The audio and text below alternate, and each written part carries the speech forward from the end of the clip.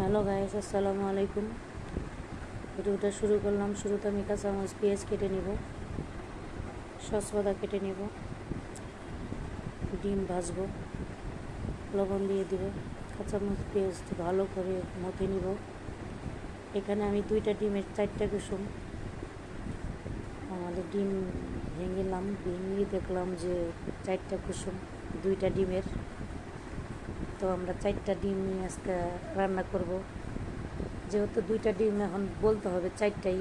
তেল বসিয়ে দিলাম, গরম হয়ে গেছে। ডিমটা আমি দিয়ে দিব চুলাতে, দিয়ে ঢাকনা দিয়ে ঢেকে দেবো 5 মিনিট কমিয়ে। এখানে আমি আগের দিনের ফ্রিজে আমি খিচুড়ি রান্না করে রাখছিলাম, সেগুলো আমরা গরম করব। ডিমটা উল্টিয়ে দিলাম, ডিমটা নেড়ে চেড়ে দিয়ে হয়ে গেছে।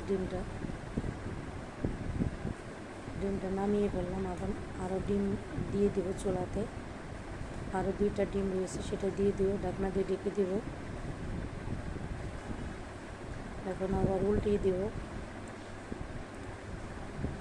আবার ঢাকনা দিয়ে ঢেকে দিব। দেখেন আমার ডিম ভাজাটা কেমন হয়েছে জানেন। এখন আমি খিচুড়িটা বাগার দিব। যেহেতু ওটা আমার আগে খিচুড়ি ছিল, ফ্রিজে রাখছিলাম, সেটা বরফ হয়ে গেছিলো।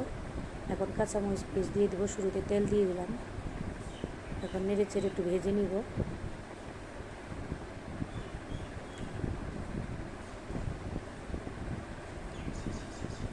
আমার ভিডিওটা ভালো লাগলে যারা ফেসবুক থেকে দেখছেন তারা ফলো দিয়ে দিবেন, কমেন্ট করে জানাবেন। আমি দিয়ে দিলাম ম্যাগি মশলা, হালকা পরিমাণ হলুদ দিয়ে দিব। এখন আমি খিচুড়িটা দিয়ে দিব। যেহেতু এটা আমার রান্না করা খিচুড়ি, তো আমি এইভাবেই খিচুড়ি গরম করে খাই। আমার যারা ইউটিউব থেকে দেখছেন, আমার ইউটিউব চ্যানেলের নাম হলো নাজমা রান্নাঘর। সেখানে সাবস্ক্রাইব করে দিবেন, লাইক কমেন্ট করে দিবেন, জানাবেন কেমন হলো আমার ডিম খিচুড়ি। আমার খিচুড়িটা অনেক ভালো করে ভুনা করে নিলাম।